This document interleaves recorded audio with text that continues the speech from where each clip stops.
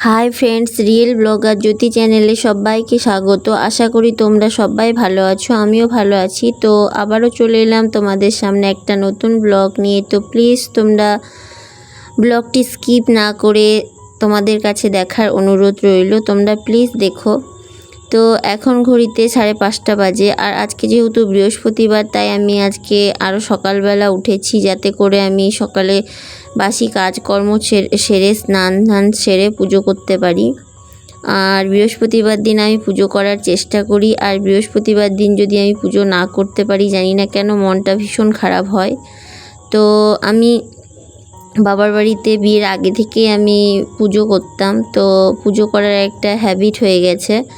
আর শ্বশুরবাড়িতে এসে প্রায় বিয়ের পরে যেহেতু আমি কনসিভ করি, তো আমার বাচ্চা হয়ে যায়।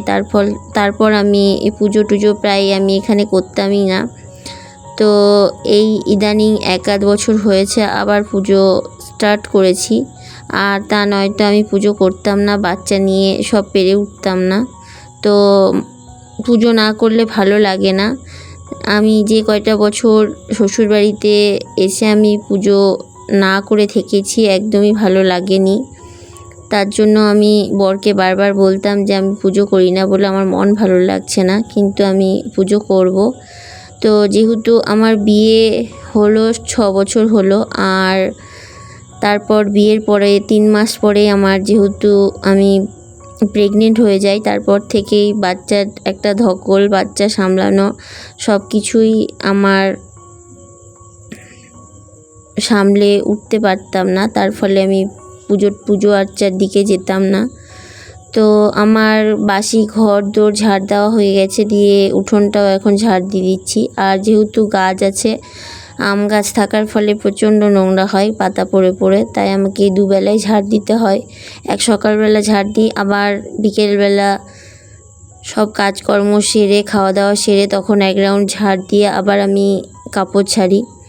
তো কালকে আমি ঘর বারান্দা সব ভালো করে মুছে রেখেছিলাম। তো আজকে যেহেতু বাসি ঘর বারান্দা একটুখানি মুছতে হয়, তাই একটু করে ন্যাতা দিয়ে দিচ্ছি। কারণ আমি মুছতে সকালবেলা উঠে প্রচুর চাপ হয়ে যায় বলে আমি রাত্রেবেলায় সব পরিষ্কার করে রেখেছিলাম, তবুও সকালবেলা আরেকবার করে মুছে নিচ্ছি। আর ঘর বারান্দাগুলো মুছে আমার নিচের ঘর বারান্দাগুলোকে মুছে নিই, ওপরে চলে যাব। তো এই দেখো ওপরে চলে এসেছি, ঘরের দরজা খুললাম, দিয়ে এখন ঘরের জানলাটাকে খুলে দেবো, দিয়ে তারপরে উপরের ঘরটাকেও পরিষ্কার করে নেব। আর উপরের আমার ডিরেকশানটা চেঞ্জ হয়েছে, আগে আলমারিটা একদিকে ছিল, এখন এক সাইডে করা হয়েছে। তার ফলে মাঝখানটা অনেকটা স্পেস পাওয়া গেছে। আর না হলে দরজার পাশে একটা চেয়ার নিয়ে বসলে লোক ঢোকার জায়গা ছিল না। তার ফলে আমি আলমারিটাকে এক সাইডে দিয়েছি, দিয়ে মাঝখানটা প্রায় অনেকটাই ফাঁকা হয়েছে। আর ঘরের যদি মাঝে মধ্যে জিনিসের ডিরেকশন চেঞ্জ করা হয়, তো মনে হয় যেন ঘরটা একটু অন্যরকম লাগে, তো ভালো লাগে। তো আমি সেক্ষেত্রে আমি ঘরের আলমারিটাকে ডিরেকশন চেঞ্জ করেছি। আর যেহেতু ঘরটা খুব ছোট, তাই সবসময় এদিক ওদিক করা যায় না, বা প্রচুর জায়গা থাকলে কখনো এদিক কখনো ওদিক করা যায়। কিন্তু যেহেতু খুব শর্ট জায়গা, ওই জন্যই আমি এদিক ওদিক খুব একটা করতে পারি না। তো আমি খাটের পাশে আলমারিটাকে রাখলাম, এই দেখো, দিয়ে মাঝখানটা অনেকটা ফাঁকা পাওয়া গেছে। তো আমি খাটের বেড কভারটাকে একটু ঝেড়ে নিলাম, দিয়ে আবার পেতে দিলাম। আর কম্পিউটার, আলমারি এসবগুলো একটু করে মুছে নিলাম। এগুলো আমার নিত্যদিনের কাজ, আমি সবগুলোই একটু করে ঝেড়ে পরিষ্কার করে নিই। তো এবার পরিষ্কার করে নিয়ে এবার ঝাড় দিচ্ছি, ঝাড় দিয়ে এবার ঘরটাকে আবার মুছে নেব।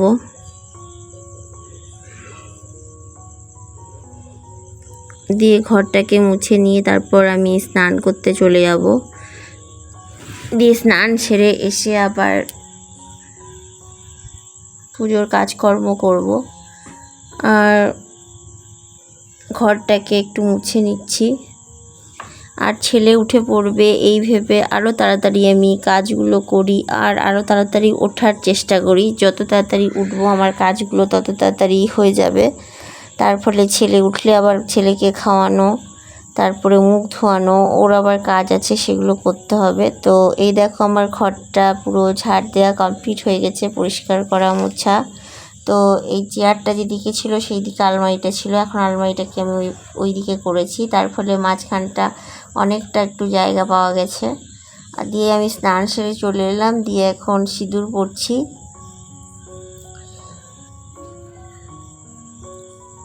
আমি প্রতি বৃহস্পতিবার আর সোমবার দিন পুজো করার চেষ্টা করি, প্রতিদিন পেরে উঠি না, কিন্তু করার চেষ্টা করি। তো আর আমার রোজ কাপড় কাচা, তার ফলে আমাকে রোজই কাপড় কাচতে হয়। এক এক সময় ভাবি যে আমি কাচবো না, রেখে দেবো, দিয়ে ভাবি যে একবারে 3-4 দিন কাপড় জমা করে রেখে দেবো, তারপরে একদিন কাচবো।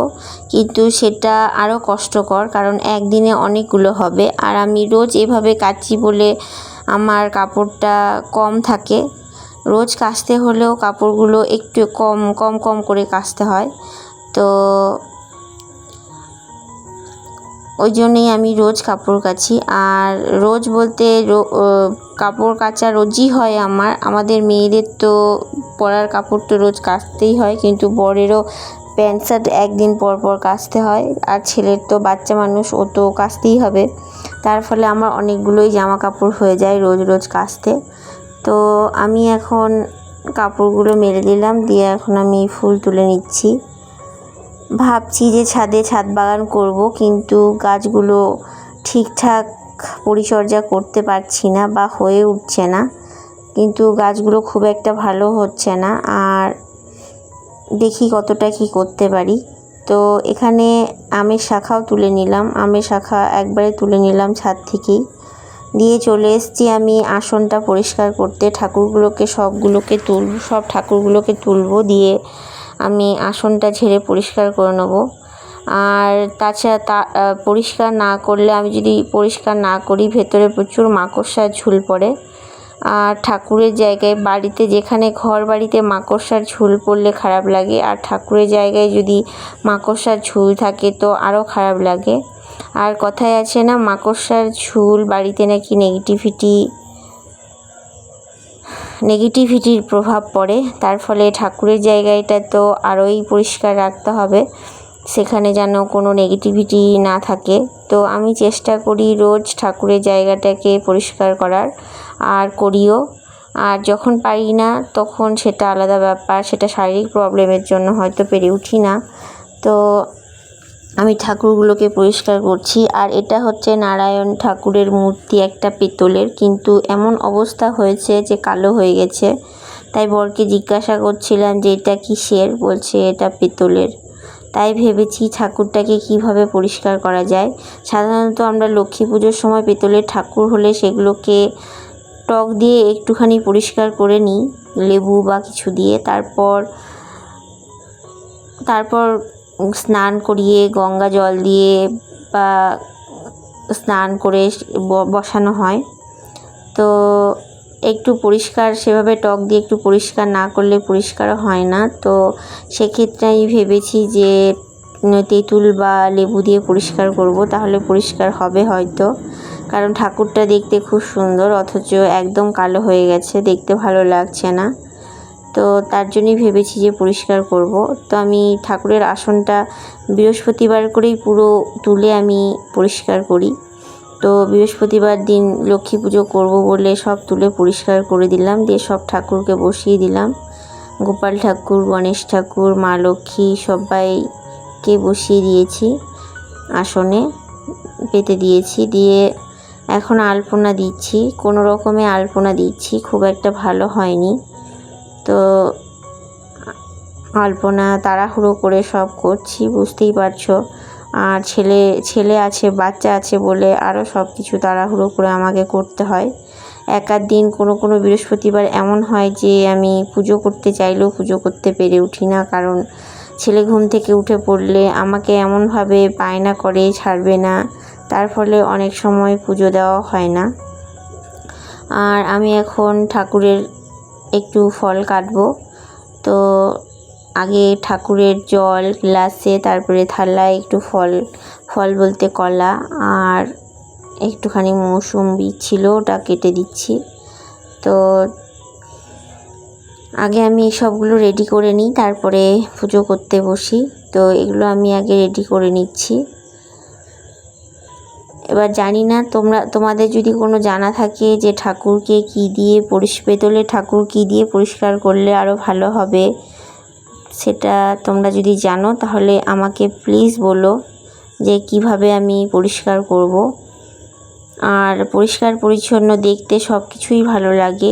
পেতলের ঠাকুরকেও পরিষ্কার করতে হয় মাঝে মধ্যে, দিয়ে পরিষ্কার থাকলে ভালো লাগে দেখতে। তো আমি এখন ঠাকুরের থালায় ফলগুলো কেটে কেটে দিয়ে দিচ্ছি, আর এদিকে ঘট পাতবো, তাই একটা কলা ঘটে দিলাম। এখনও সিঁদুর লাগানো বাকি আছে, দিয়ে প্রদীপে সলতে দিয়ে দেবো, একটু তেল দিয়ে দেবো, দিয়ে প্রদীপটাকে রেডি করে নেবো। দিয়ে একটু চন্দন ঘষে নেবো, সবাইকে একটু চন্দন পরিয়ে দেবো। তো অন্য দিনের থেকে বৃহস্পতিবার দিনটা আরও বেশি মানে দেরি হয়, কারণ অনেক কিছু জোগাড় জান্তি করতে হয়, ফলে দেরি হয়। তো এই জন্যেই বৃহস্পতিবার দিনটা বেশি দেরি হয়। তা আমি চন্দনের ফোঁটা দিয়ে দিচ্ছি গোপাল ঠাকুরকে, নারায়ণ ঠাকুরকে, মা লক্ষ্মীকে, গণপতিকে। আর সিংহাসনটা খুব ছোট হয়ে গেছে। ঠাকুর যদি কোনো দিন চান তো বড় সিংহাসন বানাবো, খুব ইচ্ছে আছে, ভালো ঠাকুর ঘর করব। জানি না পারবো কি পারবো না, তবে খুব ইচ্ছে আছে করার। তো ভগবান যদি চান তো অবশ্যই হবে একদিন না একদিন, কিন্তু কবে সেটা জানা নেই। তো যাই হোক, সিংহাসনটা ছোট হলেও ঠাকুরগুলো বেশ, আমার ঠাকুরগুলো বেশ ছোট ছোট, খুব একটা বড় নয়, তাই ঠিকঠাক হয়েছে এখন আপাতত। তো আমি তুলসী পাতা দিয়ে দিলাম সবাইকে, দিয়ে এখন আমি সিঁদুর পরিয়ে দিচ্ছি মা লক্ষ্মীকে, আর গণপতির কপালে সিঁদুরের ফোঁটা দিচ্ছি, দিয়ে ঘট পেতে নেব সিঁদুর দিয়ে। তো এই সংসারে আমার বিয়ে হলো, যতদিন থেকে আমি এই সংসারে এসেছি একটার পর একটা আমি জিনিস নিজের মতো করে গুছিয়ে নিচ্ছি, কারণ আমি যে সংসারটা পেয়েছি একদম গোছানো নয়, তাই নিজের মতো করে নিজেকে গুছিয়ে নিতে হচ্ছে। তো জানি না কতটা গুছিয়ে নিতে পারবো, বা চেষ্টা করি গুছিয়ে নেওয়ার, কবে গুছিয়ে নিতে পারবো সব ঠিকঠাক করে আমি জানি না। তো আমার যেগুলো মনে হয়, আমি খুব শৌখিন একটা মেয়ে, খুব শৌখিন, কিন্তু যেটুকু আমার সাধ্যের মধ্যে কুলোয় সেই শৌখিন বা শখগুলো পূরণ করার চেষ্টা করি। তো আমার বাবার বাড়িতেও তাই, আমরা খুব সাধারণ ঘরের মেয়ে আর বউ। তো আমার বাবার ঘরেও তাই, আমরা খুব বড়লোক না বলে আমাদের সাধ্যের মতো যেইটুকু শখ পূরণ করার সেটুকু আমি বলতাম, আর টুকটুক করে ভাই সেগুলোকে জোগাড় করে দিত বা বাবা দিত, ফলে ঘর সাজাতাম। তো এখানেও তাই, টুকটুক করে বরকে বলি যে এটা করে দাও, টুকটুক করে ও করে দেয়, বা বলতে পারো যেটা হয় খুব কষ্টে হয়। তো আর আমি তো কিছু কোনো দিন করিনি, তাই নিজে কিছু করার চেষ্টা করছি, তাই আমার এই ইউটিউব জার্নি। তো প্লিজ তোমরা আমার সাথে থেকো। জানি না তোমাদের ভিডিওটা কেমন লাগলো, যদি ভালো লেগে থাকে আমাকে লাইক, কমেন্ট, শেয়ার করো, আর সাবস্ক্রাইব করে দিও, যাতে করে আমি এই ইউটিউব জার্নিটা করতে পারি বা এগোতে পারি। তো প্লিজ তোমরা আমার পাশে ভালোবেসে থেকো। আর তোমাদের কেমন লাগলো জানি না, যদি ভালো লেগে থাকে প্লিজ কমেন্টে জানিও, খারাপ লেগে থাকলেও কমেন্টে জানিও। তো আমি এখন ঠাকুরের ঘট পেতে দিলাম, দিয়ে এখন ধুনো জ্বালিয়ে নিয়েছি, আর তারপর পাঁচালি পরব, তারপর পুজোটাকে কমপ্লিট করব। তাহলে এবার আমি পুজোটা সেরে নিই, তারপর আবার তোমাদের সাথে কথা হবে।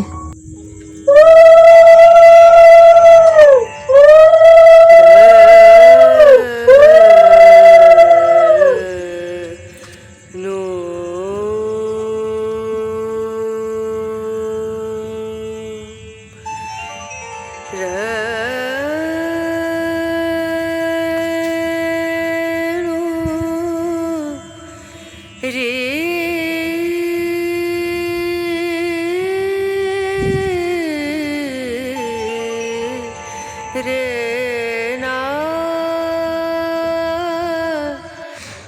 তো আমার পুজো হয়ে গেছে। তো আজকের জন্য এইটুকুই। সবাই ভালো থেকো, সুস্থ থেকো, টাটা।